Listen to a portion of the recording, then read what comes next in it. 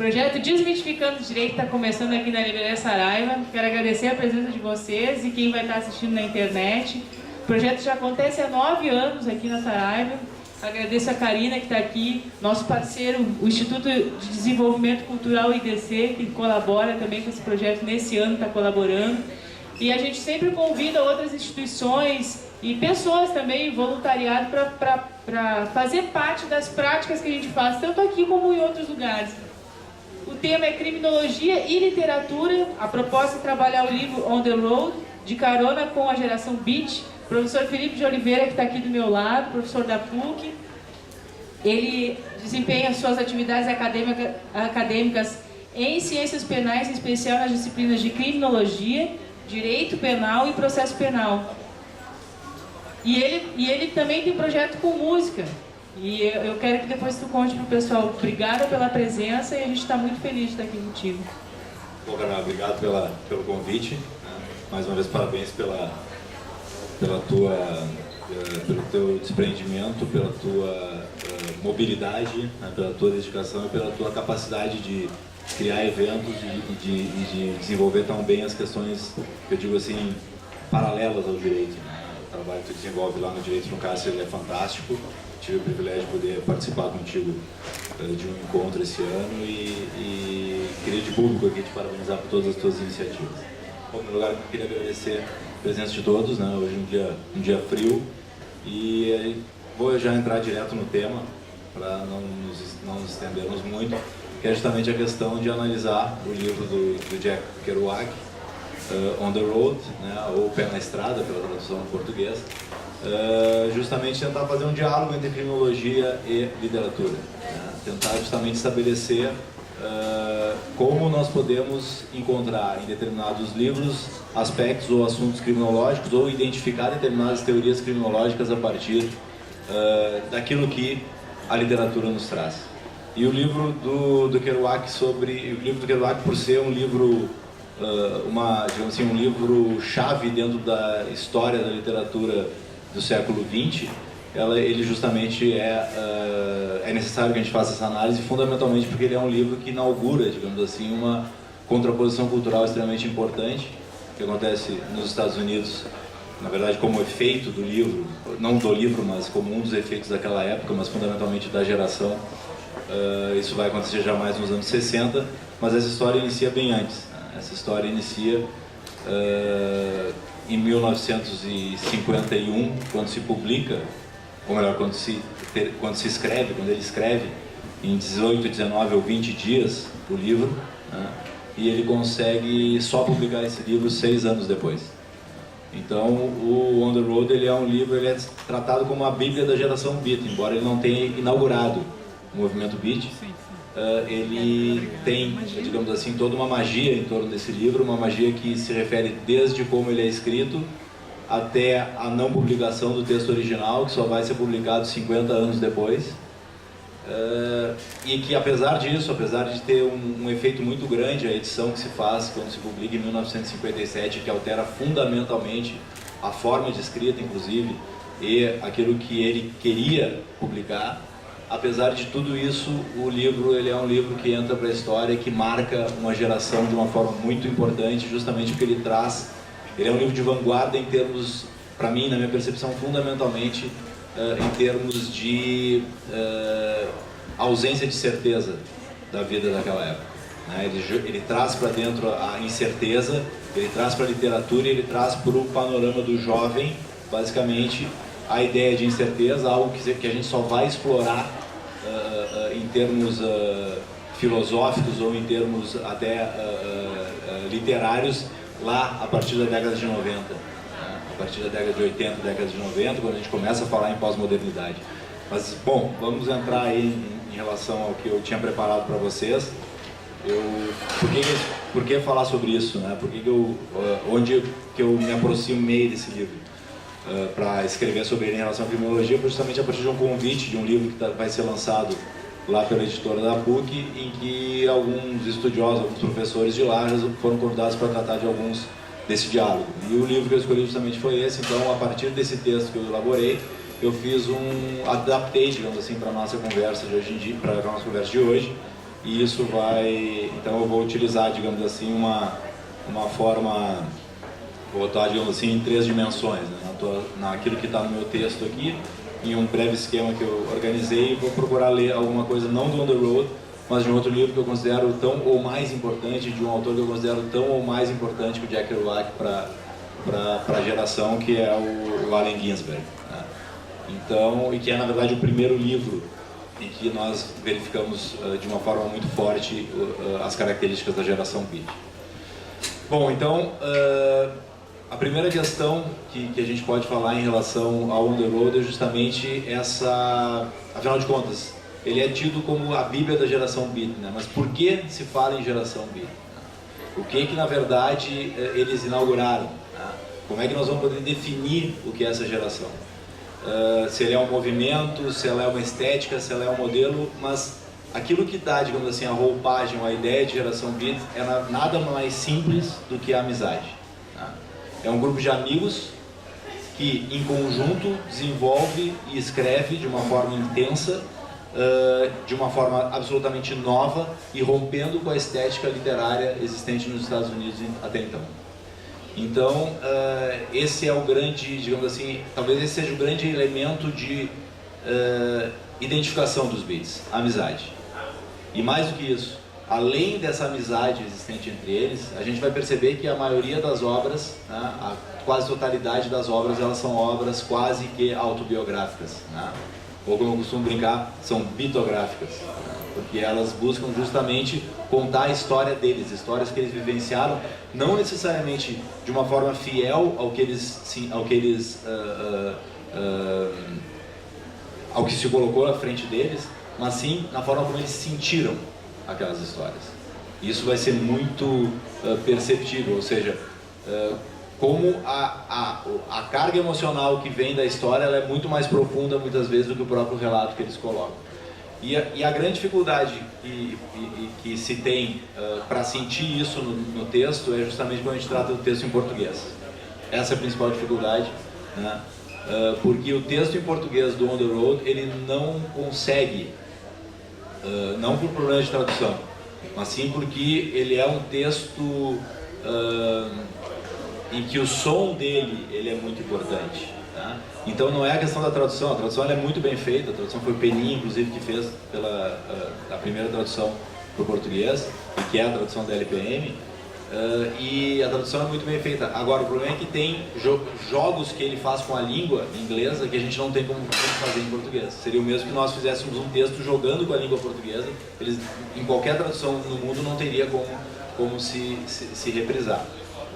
Mas o que acaba sendo reconhecido, e até é um lamento que o Kerouac vai fazer posteriormente, é que justamente, independentemente dessa questão de inovação que ele traz, ou de jogar do jogo com as palavras, o que acaba ficando de herança do livro dele, fundamentalmente, é a história. Isso é um lamento que ele tem, né? O Kerouac tem uma história triste, na verdade, porque ele, depois que ele lança o livro, primeiro ele tinha um outro livro que ele havia lançado, ele escreve o On the Road, ele consegue publicar, depois ele escreve um grande livro que é tido como o melhor livro dele, que é o Visões de Cody, que é uma continuação, uma continuidade ou uma ampliação, melhor dizendo, do On the Road, e ele acaba não conseguindo conviver com a fama, né? Ele tem uma dificuldade em relação a isso. Ele era uma pessoa muito fechada e ele acaba, enfim, ele acaba morrendo sozinho, né, alcoólatra, esquecido praticamente pelos amigos. Ele telefonava para os amigos, ele morava longe dos amigos, ele telefonava pedindo para as pessoas irem visitar. E as pessoas acabavam não conseguindo, em virtude da realidade do dia a dia deles, e isso eles assumem. Inclusive tem um livro, A História de Jack, que é uma biografia dele, uma biografia muito interessante, em que ele acaba justamente morrendo dessa forma triste, digamos assim. Claro, fruto não só do abandono, mas fruto também da vida desregrada que se estabeleceu. Essa era uma característica dos Beats e a gente vai ver em seguida. Então,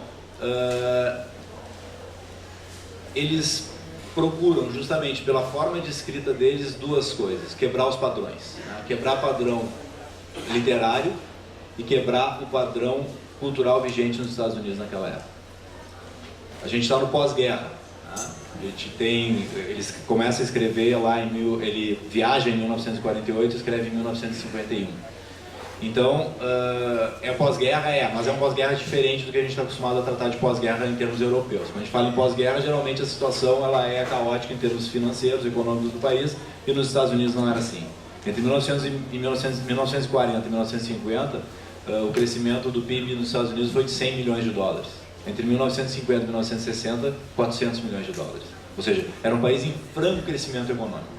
Agora, ao mesmo tempo em que se tinha lá um franco crescimento econômico e um grande desenvolvimento, uma potencialidade de desenvolvimento social, a gente tinha um país em que, na verdade, se separava a sociedade entre aquelas pessoas que representavam o modelo americano de vida e as pessoas que não representavam o modelo americano de vida. E a gente vai ter, inclusive, a segregação racial extremamente forte nos Estados Unidos ainda nessa época. A gente vai ter uma divisão não só não em relação à questão econômica, mas a gente vai ter uma divisão, uma separação de direitos nos Estados Unidos ainda. O Allen Ginsberg ele vai enfrentar mais essa questão do que o Kerouac. Kerouac vai ser muito tímido quando ele trata das questões de desigualdade social. Ele vai falar em 2 ou 3 ou 4 linhas do livro dele, no livro dele ele vai passar isso pelo discurso. Não é uma preocupação dele, mas sim, o motor dessa geração é justamente a ausência de crença. Eles não acreditam no modelo de vida americano da galera.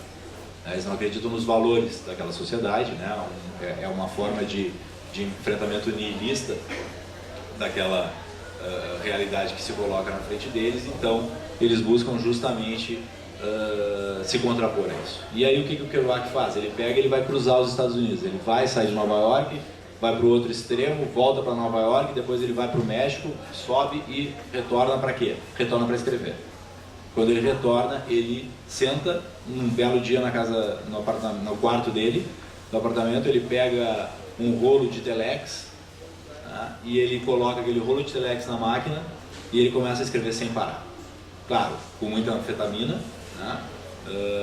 Com muito bebop tocando sem parar, e ele pega, senta e ele começa a escrever. E ele escreve uma obra de mais de 20 metros de texto, digamos assim, e esses 20 metros de texto em espaço 1, e tudo isso num único parágrafo. Essa é a obra. É isso que ele faz. O que ele faz? Ele senta, para na frente da máquina e começa a fluir. Começa a fluir tudo que ele está pensando naquilo que na verdade ele vai chamar de prosa espontânea, que é um fluxo de consciência, né? Um fluxo de consciência que a gente pode chamar de um fluxo de consciência insano, ininterrupto e extremamente intenso. Então ele vai utilizar esses 40 metros e utilizando muita anfetamina para continuar mantendo esse ritmo. Ele já usava muita anfetamina, a história deles é de muita utilização mesmo. E o John Cleveland Holmes, que é o sujeito que escreve pela primeira vez o primeiro artigo, essa é a geração Beat, que ele escreve 5 anos antes de ser publicado On the Road. Ele diz o seguinte: ele queria se libertar e não queria uma pausa para nada, então resolveu escrever On the Road em um único e longo parágrafo de aproximadamente 120 mil palavras. Não tinha quebras, usava todos os nomes originais. Ele jogou a coisa toda ali. Ele era capaz de dissociar sua mente de seus dedos e assim seguiu o filme de sua cabeça. E assim foi. Assim ele pegou e escreveu e aí tem uma pequena controvérsia que não tem nada de interessante, né? Que é uma dúvida se são 18, 19 ou 20 dias em que ele conclui o livro. Então, ele consegue, né, desenvolver de uma forma extremamente peculiar uma forma de escrita. Só que, apesar disso ser algo mágico dentro do texto, né, assim, pelo menos na forma de criação, e que eu acho no mínimo interessante, e aqui eu abro um parênteses, eu acho cansativo o texto do On the Road. Eu acho que é um livro cansativo. Ele não é, acho que ele é, em português ele acaba trancando bom. No inglês ele flui muito melhor que em português, justamente por causa daquela questão que eu falei para vocês. Mas enfim, independentemente disso, independentemente de ter ruptura de fluxo, independentemente de haver alteração dos personagens, por quê? Porque as editoras não quiseram publicar os nomes reais dos personagens. Ele mandou 4, 5, 6 vezes a revisão do livro. Apesar disso, o livro chega ao sucesso em que chegou. Por quê? Porque a história leva a esse sucesso.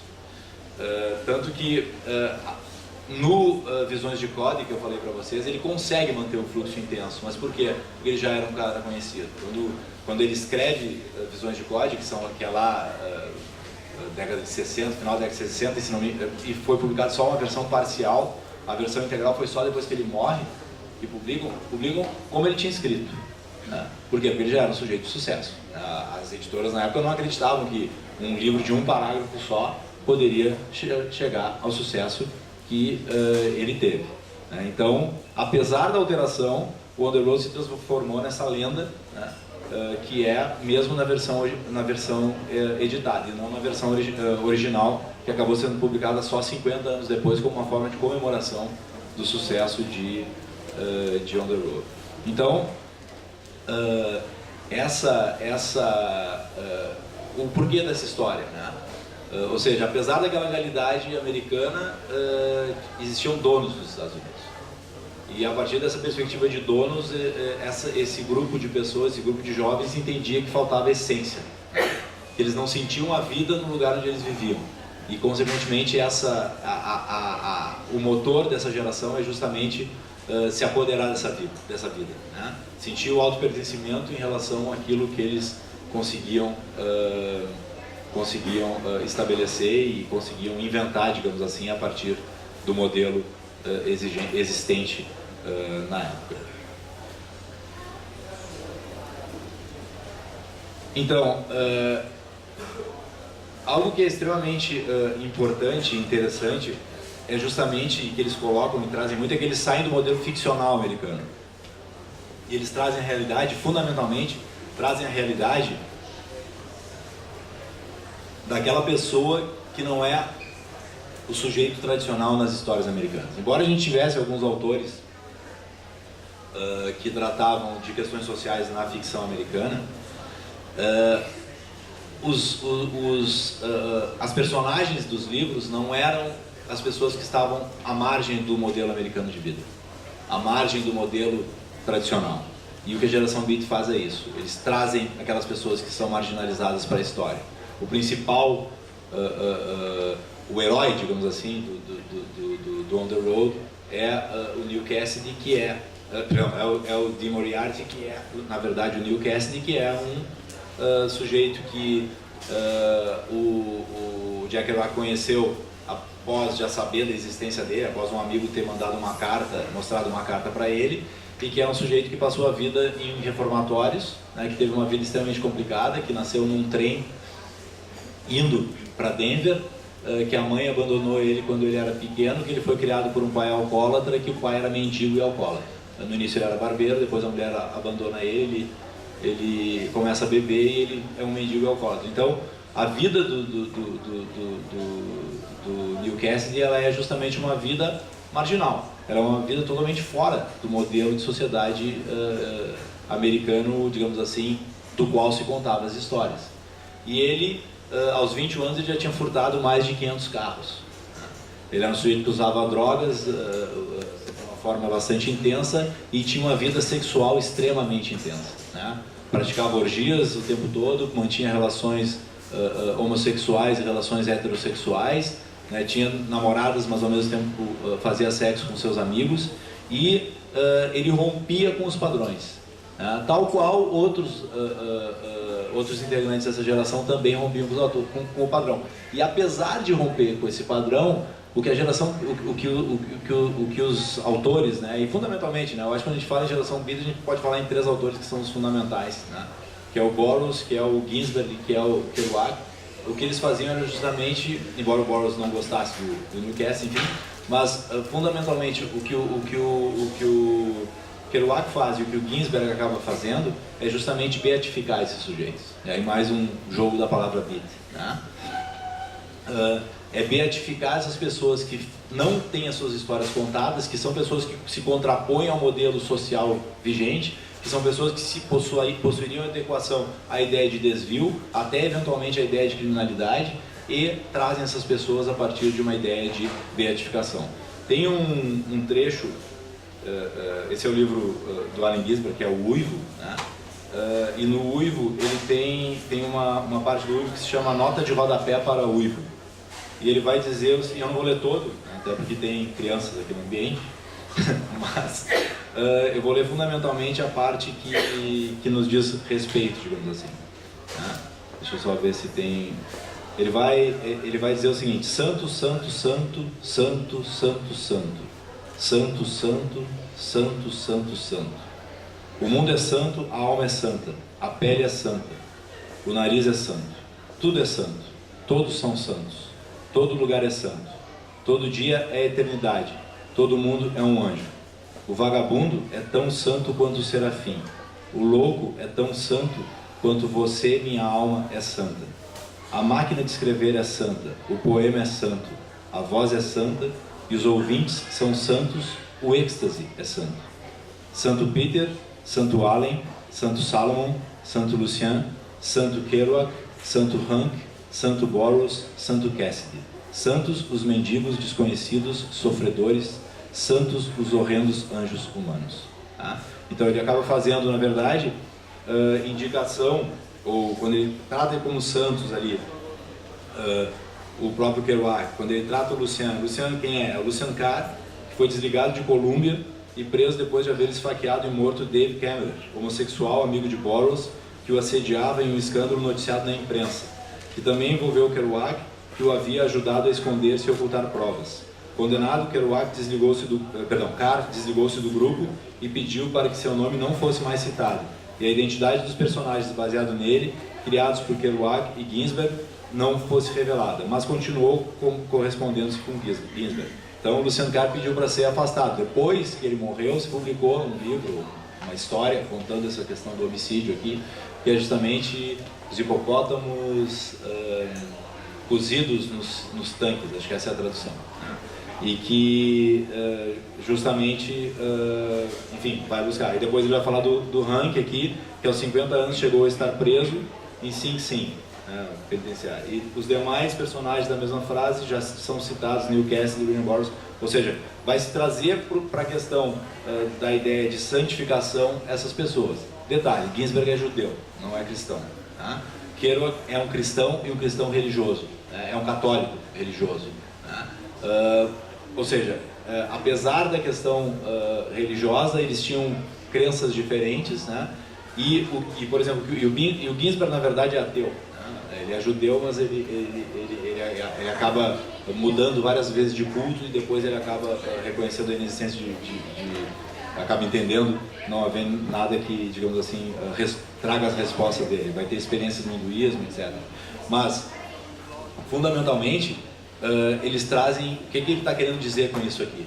Ele está querendo trazer para a discussão, trazer para a conversa, trazer para o ambiente. Dizer o seguinte: olha, essas pessoas que são excluídas em virtude de um modelo social diferente, porque elas usam benzedrina, porque elas são alcoólatras, porque elas são mendigos, porque elas vivem num trem, porque elas são homossexuais, enfim, isso são pessoas que na verdade têm que ser as suas histórias contadas. E esses são os personagens que fazem, que interessam a eles. Tanto é que que a vida deles, na verdade, é uma vida baseada nesse sentido. Então essa atuação conjunta deles, na verdade, é que vai levar, né, dando voz a personagens reais, né, transformando não mais em narradores os escritores, mas sim em personagens dos próprios livros.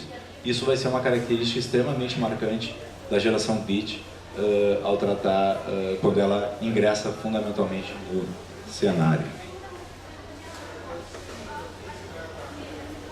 E tem um outro pedacinho aqui no início do Uivo, né, que eu acho que é interessante trazer, que ele diz o seguinte: eu vi os expoentes da minha geração destruídos pela loucura, morrendo de fome, histéricos e nus, arrastando-se pelas ruas do bairro negro de madrugada em busca de uma dose violenta de qualquer coisa.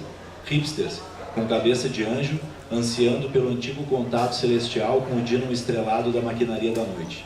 Que pobres, esfarrapados e olheiras fundas viajaram fumando, sentados na sobrenatural escuridão dos miseráveis apartamentos sem água quente, flutuando sobre os tetos das cidades contemplando o jazz.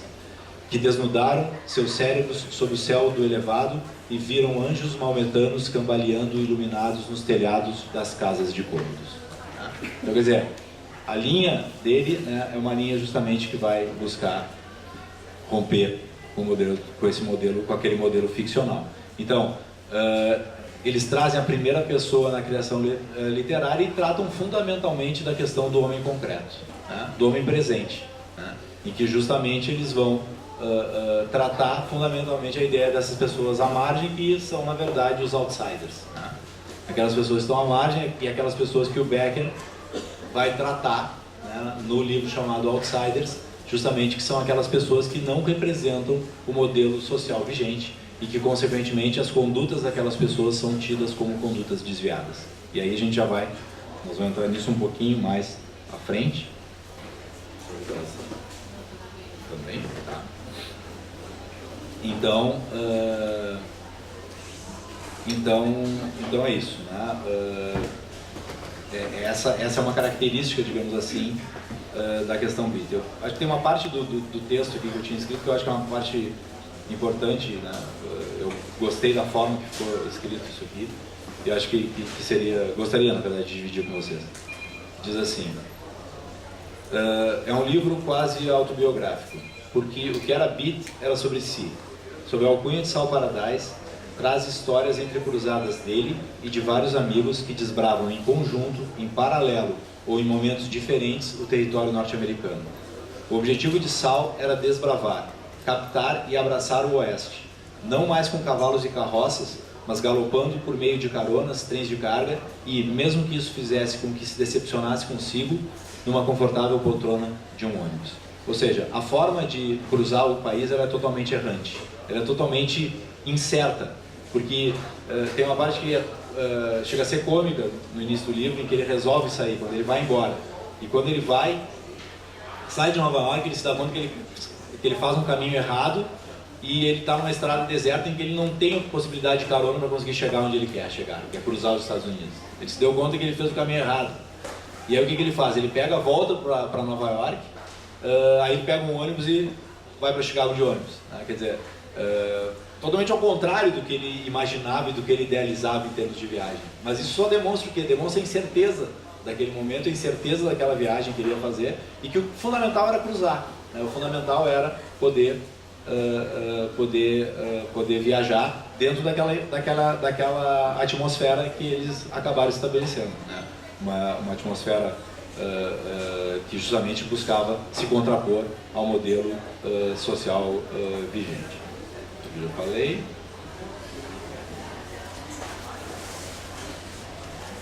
Bom, uma coisa que eu entendo importante trazer em relação à questão da geração beat, fundamentalmente em relação à obra do Kerouac, é justamente o diálogo dele com a música. Ele escreve esse livro justamente no momento de profusão do bop nos Estados Unidos, né? No momento em que o jazz sai, digamos assim, começa a sair da mão das big bands e cai justamente na improvisação. Esse é um momento extremamente importante em que vai dar ritmo também à forma como ele escreve, né? Então, o bop e os beats têm algumas características em comum, que são, na verdade, a inquietação, a necessidade de mudança do contexto, a péssima receptividade inicial que eles tiveram da crítica e a vontade simples daqueles músicos e autores, né, ou escritores, em deixar fluir. No caso dos músicos deixar fluir a música da época, e no caso dos escritores deixar fluir pelas mãos, né, aquilo que vinha no fluxo mental deles. Então todo o fundamento do jazz moderno, né, o contemporâneo, ele vem justamente desse momento, né, que por volta da década de 40, em pequenos cafés do Harlem, eram frequentados por jazzistas. E tem um trecho do On the Road em que o Kerouac fala, né, do Charlie Parker, mas tem uma questão de uma biografia trazida por ele que eu acho muito interessante, que é uma biografia que vai contar vários pontos da vida dele. E em 1941, que é a biografia escrita pelo Yves Buin, em que justamente diz o seguinte: 1941, vagueia por Nova York e aprofunda seus conhecimentos dos meios do jazz. Conhece particularmente o famoso Minton's Playhouse. Em setembro, conhece Lester Young, Count Basie e Billie Holiday.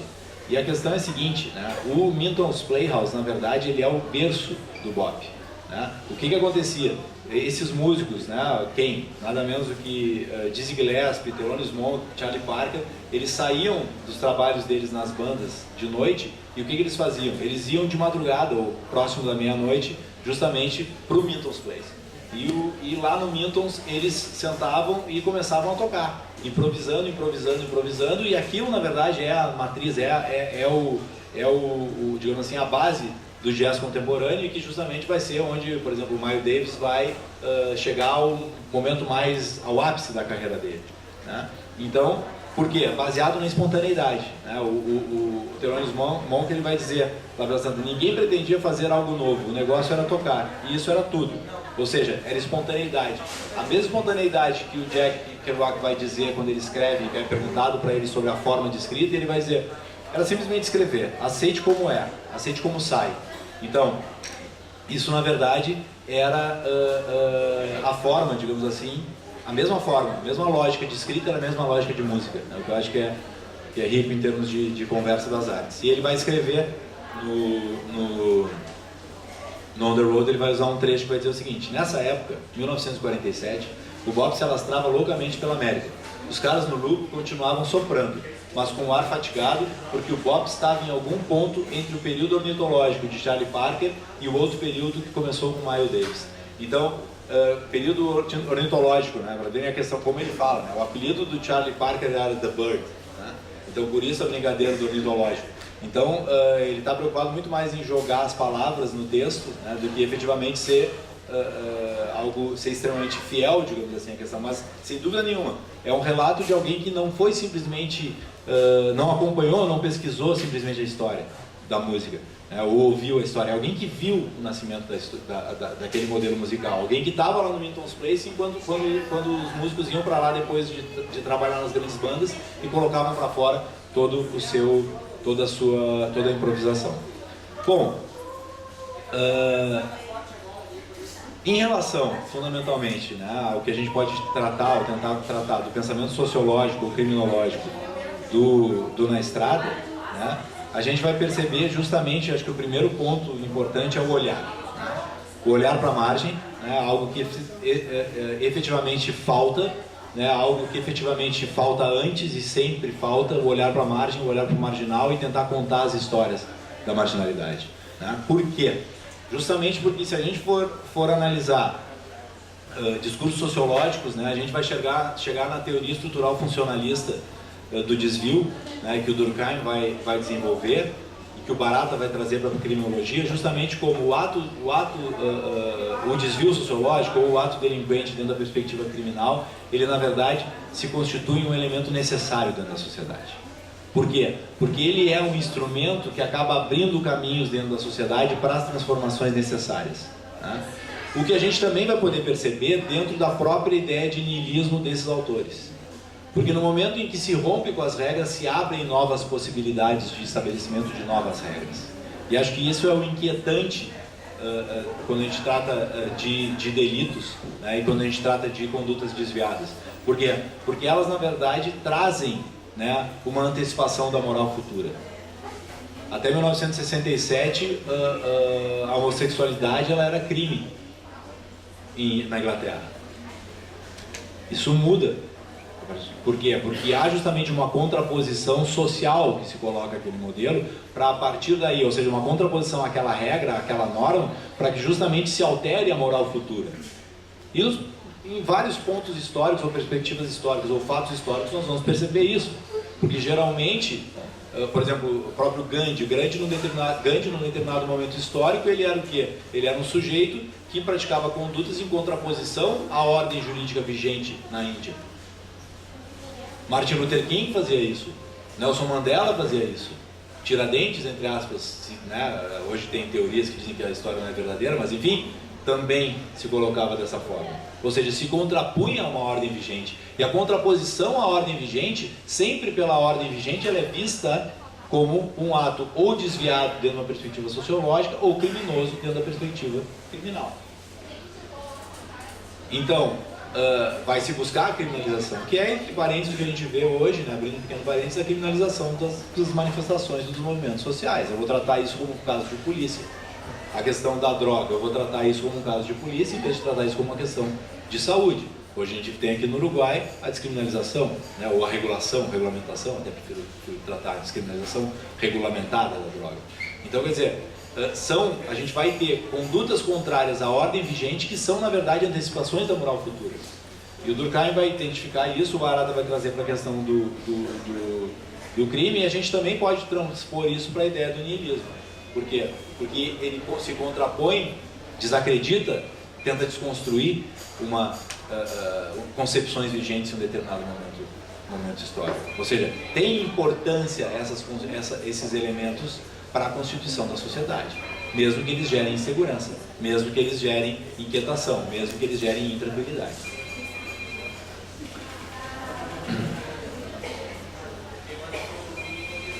E aí, o que a gente vai ter? Aí trazendo outro autor, que é o Merton, né, que vai justamente tratar da questão da anomia, dentro da perspectiva sociológica, que a gente vai trazer para a criminologia, o Merton vai dizer o seguinte: aquela crise de estrutura cultural que se verifica especialmente quando ocorre uma forte discrepância entre normas e fins culturais, por um lado, e as possibilidades socialmente estruturadas de agir em conformidade com aquelas, por outro lado, é o que identifica a existência da anomia.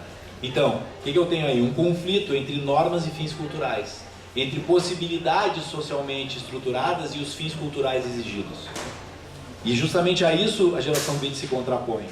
Por quê? Porque enquanto eu tenho determinados padrões estabelecidos, determinados objetivos que devem ser buscados pela sociedade americana dentro do modelo do American Way of Life, na verdade eu tenho uma sociedade que nega a uma grande parte daquela sociedade direitos. Né, a parte dos excluídos, aqueles que não representam os incluídos, provavelmente dito. E no momento que ela nega esses direitos, eu tenho uma impossibilidade de efetivação dos fins culturais. E se os fins culturais são inefetiváveis, digamos assim, né, impossíveis de alcançá-los, né, inexequíveis em virtude da ausência de possibilidades socialmente estruturadas, perdem legitimidade esses fins culturais.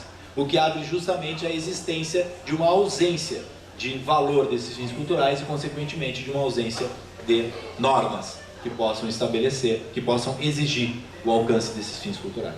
Então, isso a gente vai perceber, e nessa realidade social verificada nos Estados Unidos, e fundamentalmente nesses atores que são trazidos no On the Road, a gente vai perceber muito bem.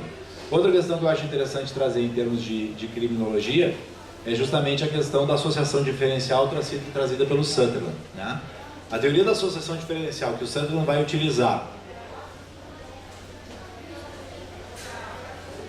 não só, embora vários atores tratem como só, mas ele vai utilizar para explicar os crimes de colarinho branco, ela é uma teoria que não é uma teoria só para explicar crimes de colarinho branco. Ela é uma teoria utilizada para explicar condutas desviadas, condutas, né, na visão do parâmetro criminal, condutas criminosas. Então, por quê? Ele vai utilizar justamente a ideia das associações diferenciais, na teoria da associação diferencial. Como assim? Ocorre uma associação diferencial quando, numa determinada realidade na qual eu me encontro, a partir de um processo interativo, de um processo de identificação com outras pessoas, de proximidade com outras pessoas, eu pratico condutas que contrariam as regras previstas num ordenamento jurídico, num determinado ordenamento jurídico. Ou seja, eu sei o que é o certo para a sociedade e eu sei o que é o certo nesse grupo em que eu me encontro, nessa realidade em que eu me encontro. E eu acabo tendo uma associação a esses valores que são valores diferenciais, ou seja, que não reproduzem os valores socialmente vigentes da maioria. Por quê? Porque na verdade eu não entendo como justos aqueles valores. Eu tenho uma possibilidade de aderência maior a esses valores que não são os valores socialmente tidos como os valores da sociedade, e eu me identifico nas minhas condutas como uma pessoa que cumpre valores muito mais caros. A gente vê isso muito nos crimes de colarinho branco, né? Por exemplo, crimes que envolvem lei de licitações, né? Aquela pessoa que é acusada de um crime por violar uma lei de licitações, né, por, digamos que seja um empresário do ramo de licitações, ele vai dizendo justamente o seguinte: como regra, a linha de defesa dele vai ser a seguinte: bom, se eu não praticar esse tipo de conduta, eu na verdade não vou conseguir realizar a obra, e a pessoa que vai realizar a obra vai ser uma pessoa que não vai conseguir executar a obra por esse preço, e vai ser mais uma obra que vai ser uma obra inconcluída.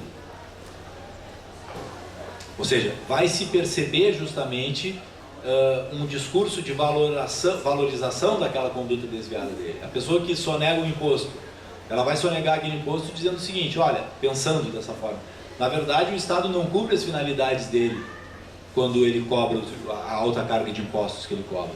Consequentemente, eu tenho uma legitimidade de não pagar aquele imposto, porque ao não pagar aquele imposto eu consigo gerar mais empregos em virtude, no momento que eu não pago aquele imposto. Então, há discursos, na verdade, que dão uma legitimidade, a pessoa passa a acreditar muito mais naquele valor que ela carrega diferencial em relação à sociedade do que o valor imposto pela sociedade. E isso vai se dar também em relação às condutas de crime de rua, fundamentalmente naquelas pessoas em que se encontram numa realidade totalmente apartada dos valores sociais vigentes.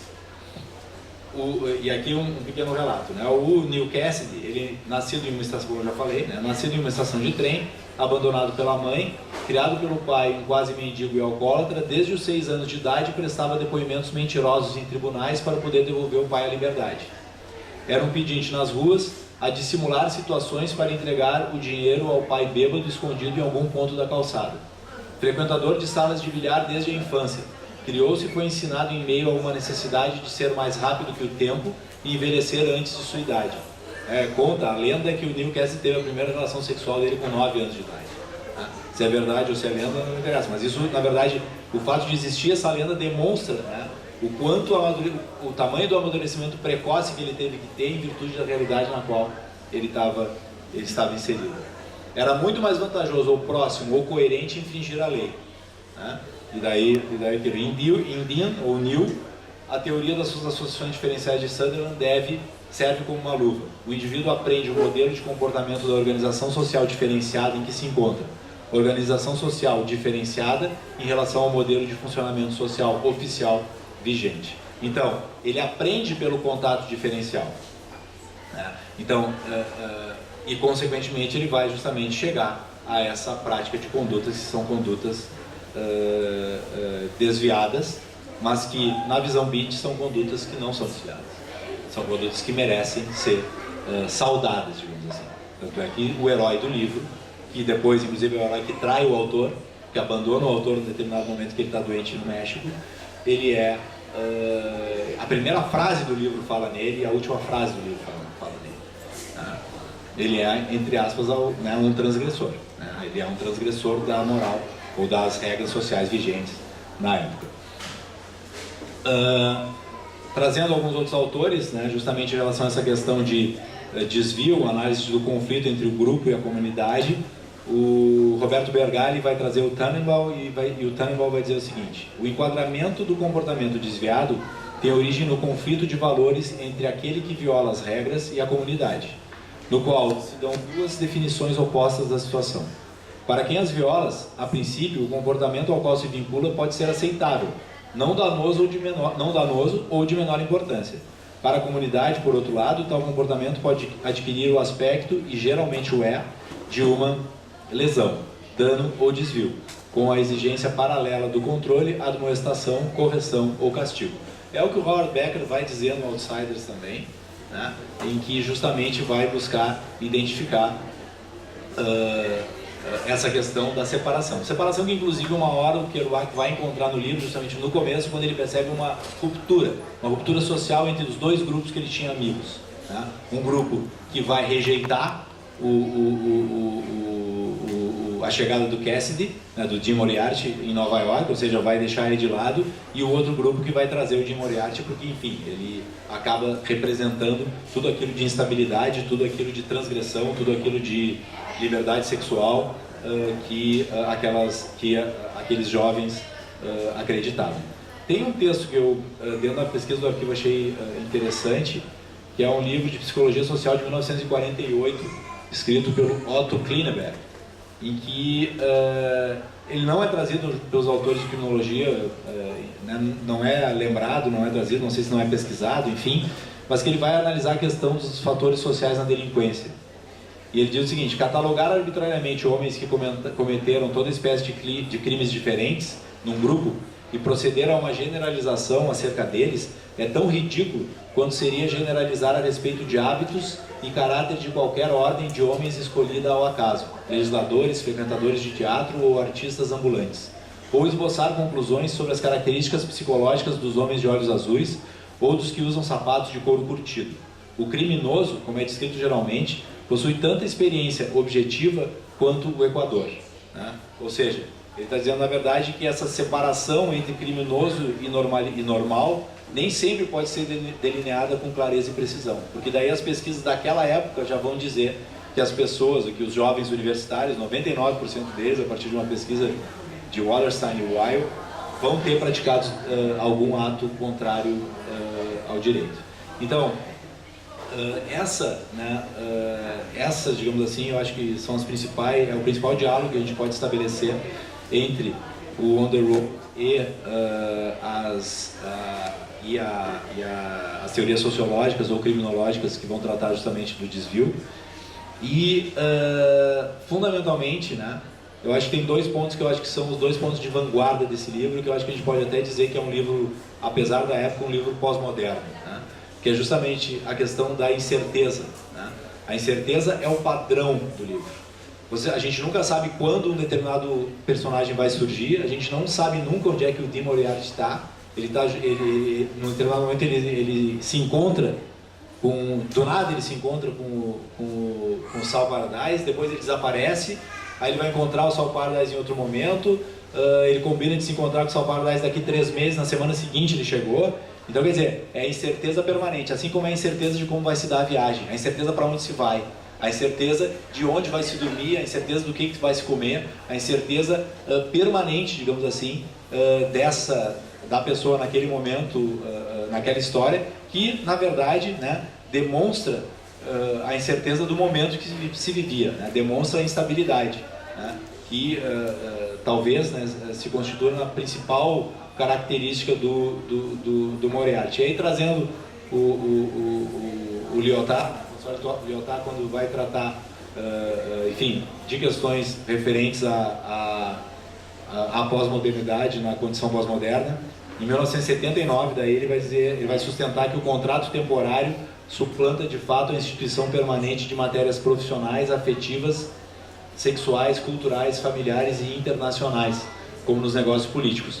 Ou seja, a questão familiar, o trabalho, os relacionamentos, o sexo hétero, homo, em dupla ou grupal, ele é permanente no texto do On the Road, né? Então, ele vai justamente demonstrar o caráter transitório daquele texto.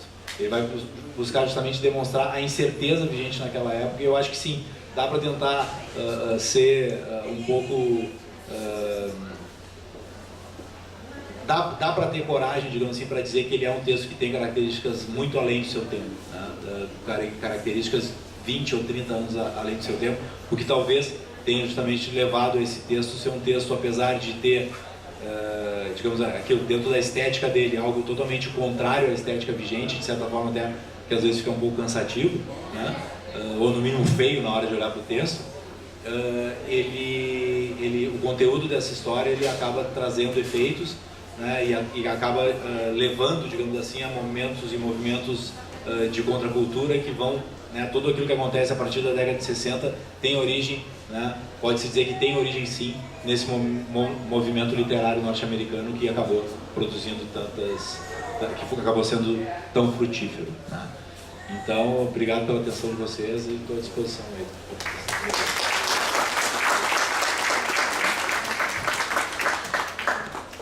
Agradeço, viu, Felipe, pela presença e principalmente por estar trazendo uma obra que eu fiz vários rabiscos aqui e de coisas que a gente vive e de que a gente precisa quebrar essa ruptura, né? Fazer com que as pessoas consigam aceitar mais a diversidade, o novo. E eu não sei se vocês têm pergunta, mas enquanto alguém já tem pergunta, gostaria de saber se alguém já tem.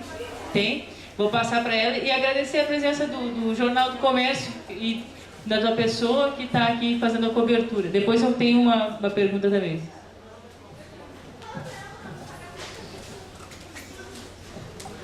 Obrigada.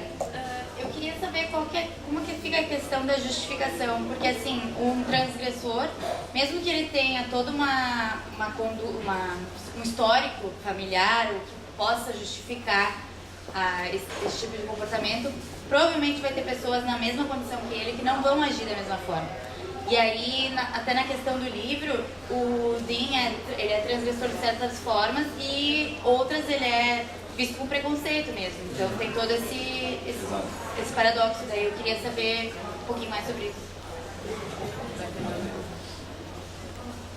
Obrigada. Muito bom. Suzy. E agradecer a família Pinheiro que está na fotografia aqui fazendo registro para nós. Bom, Suzy, na verdade, a questão, acho que eu acho que a gente cai numa armadilha quando a gente usa a palavra justificação. Tá? Eu acho que é muito mais uma questão de compreensão do que de justificação. Por quê? Porque o que fica muito evidente, não só na obra, mas saindo dela, quando a gente vai justamente tratar a questão do desvio, a questão do ato delitivo, né, é que o ponto de partida é a gente não compreender aquele ato como um ato desviado por si só. Ou seja, ele não é a partir da sua própria existência como um ato desviado. Ele é desviado a partir de uma análise que eu faço do ato. Ele é um ato criminoso a partir de uma análise que eu faço daquele ato e que eu atribuo a ele o rótulo de criminoso. Tá? Mas essa análise, ela não é só uma análise no sentido assim de que aquela conduta está errada, então eu verifico que de fato houve um descumprimento houve uma inobservância de uma determinada regra social ou legal vigente. Não. O problema é que essa análise que eu faço, ela não é uma análise, na verdade, uniforme. A aceitação ou não aceitação daquele ato, ela vai depender de quem pratica aquele ato. Eu acho que essa é a grande armadilha e esse é o grande problema quando a gente trata em questão de criminalização. Por quê? Porque aquela conduta, porque não existe uma criminalização uniforme. O ato criminoso, o ato desviado, ele é um ato da vida e ele é um ato que acontece numa quantidade imensurável, incontrolável. Esses atos, eles são atos que fazem parte da própria estrutura da sociedade. Então, o que difere é justamente quem é percebido fazendo aquele ato, né? E mais do que isso, como se percebe aquela pessoa fazendo aquele ato. Botando dentro de uma análise, digamos assim, policial, quem é pego praticando aquele ato, né? E como vai agir o sistema penal, desde da atividade policial até o processo, como ele vai agir em relação àquela pessoa que foi pega praticando aquela conduta. Né? Por que determinadas pessoas cometem determinados delitos e não são pegas? E por que outras pessoas cometem o mesmo delito e contra elas vai agir o sistema penal? É justamente isso. Eu acho que o livro ele é importante e essa questão que ele vai trazer de colocar o outsider para dentro, né? Ali no texto eu brinco, ele coloca o outsider side by side com o leitor, né? Trazer ele para o lado do leitor é justamente algo que, quando a gente vai analisar sociológica ou criminologicamente a conduta, as condutas marginalizadas, a gente vai perceber justamente isso, que as instituições ou as formas de controle ou as agências de controle formais ou informais, elas agem de uma forma totalmente aleatória. E isso a gente pode ver até desde a educação infantil, por exemplo, no colégio. Né? Se a gente tem lá um colega, que é um colega que costuma fazer bagunça em sala de aula, né? Criar confusões dentro da sala de aula, na próxima coisa que acontecer dentro da sala de aula, ele é o suspeito. Né? Então, se o próximo ato for o ato praticado por ele, vai ser diferente do ato praticado por aquele menino ou aquela menina que, na verdade, são os exemplos de bom comportamento dentro da sala de aula. Então, quer dizer, a forma de controle, ela é irregular, ela é desequilibrada.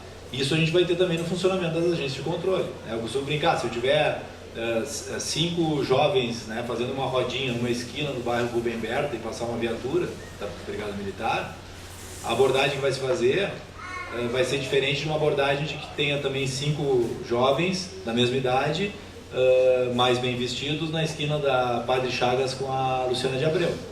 A mesma viatura vai passar e provavelmente não vai parar. Então, quer dizer, por quê? Porque o funcionamento ele é desequilibrado. certo? Então, quer dizer, a conduta ela não se justifica, nenhuma delas, nem dos jovens que estão traficando no Rubem Berlo, ou dos jovens que estão traficando na esquina do Moinho de Vento, né? Mas o que eu tenho que perceber que essas condutas existem independentemente da ação policial, e eu tenho que procurar entender essas condutas. Eu tenho que tentar compreender. Compreender não aceitar, né? Não significa que seja aceitar.